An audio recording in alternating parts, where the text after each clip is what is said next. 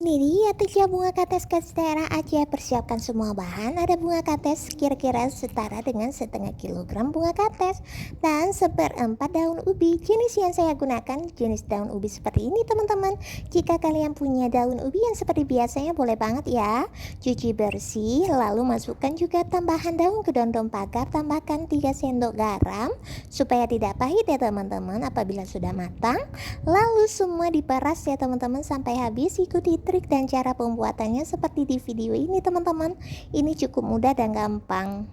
Ini dia penampakan bunga kates yang sudah siap kita peras airnya. Lalu kita siapkan bumbu-bumbu atau bahan-bahan untuk kita menggilingnya. Pertama sekali ada 5 siung bawang merah yang sudah saya potong seperti ini, 4 asam sunti, daun jeruk juga yang sudah saya potong seperti ini, serai 2 dan juga 6 cabai. Tambahannya adalah kencur. Jika kalian tidak suka aroma kencur boleh di skip. Jika kalian juga tidak punya asam sunti boleh diganti dengan asam jawa ya teman-teman. Seperti ini. Dan 1 ons kacang yang sudah kita goreng seperti ini teman-teman.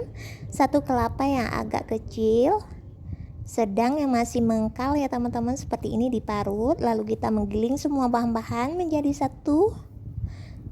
Ini penampakan yang sudah siap kita giling, lalu masukkan ke dalam bahan-bahan yang sudah kita rebus tadi. Satukan semua, aduk sampai merata teman-teman.